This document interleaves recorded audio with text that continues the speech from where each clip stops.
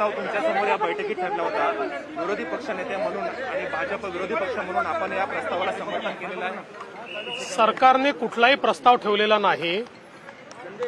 सरकारने आमची मतं जाणून घेतली आहेत. ही मतं जाणून घेताना हा जो काही जजमेंट आहे या जजमेंटचं सविस्तर पृथक्करण मी केलेलं आहे. के कृष्णमूर्तीचं जजमेंट आणि त्याच्यावर आधारित असलेलं खानविलकर साहेबांनी नुकतंच दिलेलं जजमेंट, या दोन्ही जजमेंटमध्ये अतिशय स्पष्टपणे सांगितलेलं आहे की पॉलिटिकल बॅकवर्डनेसच्या संदर्भातली इम्पेरिकल इन्क्वायरी करायची आहे. मी हे सांगितलं की याचा जनगणनेशी कुठलाही संबंध नाही आहे. तो पॅरेग्राफ मी वाचून दाखवलेला आहे. आणि ही जी काही इन्क्वायरी करायची आहे ही ट्रिपल टेस्ट सांगितलेली आहे. त्या टेस्टचा पहिला भाग जो आहे तो कमिशन गठीत करणे, तो आपण पूर्ण केला आहे. त्याचा दुसरा भाग जो आहे तो पॉलिटिकल बॅकवर्डनेसच्या पॅटर्न्समध्ये इन्क्वायरी करणे, हे काम त्या कमिशनला करायचं आहे. आणि त्यातली तिसरी टेस्ट जी आहे ती 50% आहे. त्यामुळे जोपर्यंत कमिशन इम्पेरिकल डेटा तयार करत नाही तोपर्यंत हे आरक्षण परत येऊ शकत नाही. हे मी त्या जजमेंटच्या आधारावर सांगितलं आहे. दुसरं, 2019 सालचं कर्नाटकचं जे सुप्रीम कोर्टातलं चंद्रचूड साहेबांचं जजमेंट आहे तेही मी वाचून दाखवलेलं आहे की ज्या जजमेंटमध्ये स्पष्टपणे म्हटलेलं आहे की अशा प्रकारची इम्पेरिकल इन्क्वायरी करून रिपोर्ट जर कमिशनने सादर केला तर त्याच्या डेटाच्या डिटेलमध्ये जाण्याचा कोर्टाला अधिकार नाही, असं अतिशय स्पष्टपणे चंद्रचूड साहेबांनी आपल्या जजमेंटमध्ये म्हटलेलं आहे, जे पुन्हा 2021 मध्ये पुन्हा त्यांनी इको केलेलं आहे. त्यामुळे मी हे सरकारच्या लक्षात आणून दिलं की आता आपण जर ज्या प्रकारे मराठा आरक्षणाच्या वेळी आम्ही 5 कमिट्या त्या ठिकाणी अपॉइंट करून त्या 5 कमिट्यांच्या माध्यमातून इम्पेरिकल डेटा तयार केला आणि आपण जर पॅरेग्राफ 288 ते 326 पाहिला तर हा डेटा कुठेही नाकारला नाही त्यांनी. तशाच प्रकारचा डेटा हा पुढच्या 3 महिन्यात 4 महिन्यात आपल्याला तयार केला जाऊ शकतो. त्याच्यावर जी काही कर्नाटकातला डेटा तयार झाला होता तर आपल्या गवई साहेबांनी त्या ठिकाणी सांगितलं, राजेंद्र गवई साहेबांनी, की तो 2 महिन्यात झाला होता आणि तो अफेल्ड केलेला आहे. त्यामुळे अशा प्रकारचा डेटा जर आपण तयार केला तर आपण ओबीसीचं आरक्षण हे निवडणुकांच्या आधी परत करू शकतो. आणि त्यामुळे केंद्राचा डेटा आणि सुप्रीम कोर्टातली केस वगैरे या सगळ्या गोष्टी आवश्यकताही त्याची नाही आहे. आपल्याला हा पॉलिटिकल बॅकवर्डनेसचा डेटा तयार करायचा आहे. त्याच्या क्वांटिफिकेशनच्या संदर्भातही सॅम्पलच्या आधारावर क्वांटिफिकेशन करता येतं. त्याला पूर्ण जनगणनेची आवश्यकता नाही आहे. तेही मी निर्णय या ठिकाणी वाचून दाखवले आहेत. इम्पेरिकल डेटा म्हणजे काय हेही मी त्या ठिकाणी जे काही जजमेंट्स आहेत आणि त्याची जी डेफिनेशन आहे ती देखील वाचून दाखवलेली आहे. आता माझी राज्य सरकारला विनंती आहे, या सगळ्या गोष्टी अतिशय स्पष्ट झालेल्या आहेत. याच्या अनुसार आता राज्य सरकारने जर कारवाई केली तर निश्चितपणे ओबीसीचं पॉलिटिकल आरक्षण आपण परत आणू शकतो.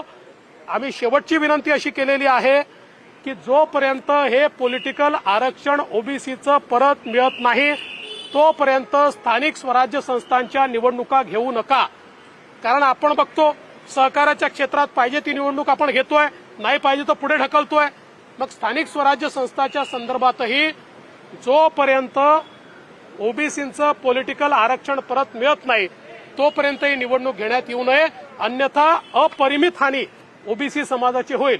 या सगळ्या याच्यावर माननीय मुख्यमंत्र्यांनी सांगितलंय की पुढच्या शुक्रवारी किंवा आठवड्याभरानंतर अंतिम निर्णय घेण्याकरता आपण बसू.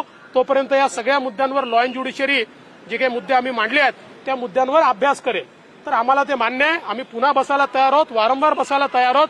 पण आमचं मत असं आहे की हे आरक्षण परत करणं सहज शक्य आहे. त्या दृष्टीने कारवाई झाली पाहिजे. आणि जवळजवळ विरोधी पक्षातले वेगवेगळे जेवढे पक्ष आले होते या सगळ्यांनी हीच बाब मांडली आहे. सरकारचं म्हणणं आहे की 16 जिल्ह्यांमध्ये परिणाम होतो याचा आणि 16 जिल्ह्यांमध्ये 50%च्या मर्यादेत आरक्षण ठेवायचं आणि ते ओबीसी नाही त्या 50% मध्ये ऍडजस्ट करायचं, असं साधारणतः सरकारचा त्यांचा दावा जो आहे की याच्यामध्ये सरकारला मी हे विचारलं की सरकारजवळ याचा काही पर्याय आहे का. त्याच्यावर सरकारने सांगितलं आमच्याजवळ काही पर्याय नाही. आत्ताच्या परिस्थितीमध्ये 50%च्या आत जर ठेवलं तर 20 जिल्ह्यांमध्ये 35% आरक्षण देतात. 27 ते 35 म्हणजे तिथे वाढवता येतं. आणि 15 जिल्हे असे आहेत की ज्या जिल्ह्यांमध्ये त्यातले 5 जिल्हे असे आहेत जिथे मोठ्या प्रमाणात इफेक्ट होतो. 10 जिल्हे असे आहेत की जिथे 22 ते 27% आरक्षण मिळेल. म्हणजे मूळ प्रश्न हा 5 जिल्ह्यांचा जटिल आहे. तो प्रश्न कसा सोडवायचा याचा विचार सरकारला करावा लागेल. पण त्या संदर्भात आपण 50%च्या अटीच्या संदर्भात सर्वोच्च न्यायालयामध्ये गेलो तर हे जे मूळ जजमेंट आहे हे जस्टिस बालकृष्णन चीफ जस्टिस यांचं घटनापीठाचं आहे. त्यामुळे अजून 9 जजेसचा बेंच आपल्याला कॉन्स्टिट्यूट करावा लागेल. म्हणजे पुढचे 5 ते 7 वर्ष ओबीसीला एकही जागा रिझर्वेशनमध्ये मिळणार नाही. त्यामुळे ह्या 2 लढाया पॅरलल लढल्या पाहिजेत. पहिल्यांदा जवळजवळ 20 जिल्ह्यातलं ऍडिशनल आरक्षण आपल्याला मिळून जे कम्पेन्सेट होत आहे ते घेतलं पाहिजे. 10 जिल्ह्यांमध्ये 22 ते 27% मिळतात ते घेतलं पाहिजे. आणि 5 जिल्ह्यांकरता आपण नीट विचार करून त्यांनाही देताना शक्य आहे त्याला वेगळा कायदा तयार करावा लागेल. तो कायदा तयार केला पाहिजे आणि त्याच्या व्यतिरिक्त सर्वोच्च न्यायालयात लढायचा तर लढायला पाहिजे. पण केवळ ही भीती दाखवून एकाही ओबीसीला आम्ही आरक्षण देणार नाही अशा प्रकारचं जर कोणी म्हणत असेल आम्हाला ते मान्य नाही. आम्ही ते मान्य करणार नाही. ओबीसींना आरक्षण द्यावंच लागेल. राजकीय आरक्षण त्यांच्या हक्काचं आहे. ते घटनापीठाने मान्य केलेलं आरक्षण आहे. आणि एक गोष्ट अजून मी स्पष्ट केली, घटनापीठाने आपलं आरक्षण रद्द केलेलं नाही, ते रीड डाऊन केलंय. ते स्ट्राईक डाऊन केलेलं नाही. रीड डाऊनचा अर्थ असा आहे ट्रिपल टेस्ट पूर्ण करा आरक्षण परत मिळेल.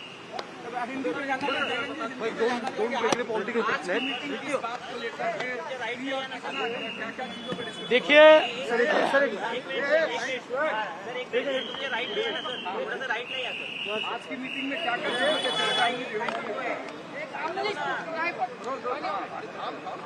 महाराष्ट्र में सुप्रीम कोर्ट के निर्णय से ओबीसी का स्थानिक स्वराज्य संस्था में पूरा का पूरा आरक्षण ये रद्द हो गया है. एक भी जगह ओबीसी के लिए बाकी नहीं है. और इसलिए हमने ये मांग की है कि सुप्रीम कोर्ट ने जो ट्रिपल टेस्ट बताई है उसको पूरा करके ओबीसी का आरक्षण वापस करना चाहिए. इसमें पॉलिटिकल बैकवर्डनेस का एम्पिरिकल इंक्वायरी करने को सुप्रीम कोर्ट ने कहा है, जो अगले 2-3 महीने में हो सकती है. जो हमारा स्टेट बैकवर्ड क्लास कमीशन है उस कमीशन की ये जिम्मेदारी है. उसको रिसोर्सेज दिए जाने चाहिए. और ये अगर किया जाता है तो कोर्ट ने आरक्षण का जो सेक्शन है उसको स्ट्राइक डाउन नहीं किया, उसको रीड डाउन किया है. ये ट्रिपल टेस्ट पूरे किए बराबर हमारे ओबीसी समाज को पॉलिटिकल आरक्षण महाराष्ट्र में वापस मिल सकता है. और इसलिए हमने मांग की है ये तुरंत किया जाए. दूसरी मांग हमने की है कि जब तक ये नहीं होता तब तक स्थानीय निकाय के चुनाव ये रोक दिए जाए. राज्य सरकार कह रही है कि केंद्र एम्पिरिकल डाटा नहीं दे रहा है जिसके कारण ये दिक्कत हो रही है. मैंने आज सुप्रीम कोर्ट का निर्णय लाइन टू लाइन पढ़ के केंद्र का डेटा या सेंसस डेटा है हमको एम्पिरिकल इंक्वायरी बताई है और वो भी पॉलिटिकल बैकवर्डनेस के पैटर्न में. केंद्र के डेटा में पॉलिटिकल बैकवर्डनेस का पैटर्न नहीं मिलता, इसलिए ये इंक्वायरी करनी चाहिए. और साथ में मैंने जो कर्नाटक की केस है जिसमें केवल 2 महीने में, मात्र 2 महीने में उन्होंने पूरा स्टडी करके कमीशन का रिपोर्ट सादर किया और उस रिपोर्ट को मंजूर भी किया गया. सुप्रीम कोर्ट ने कहा कि कोर्ट इस रिपोर्ट के डिटेल में नहीं जाएगा, हम इसको मानते हैं. तो ये महाराष्ट्र भी कर सकता है, ये हमने उनको समझाया. 5% का जो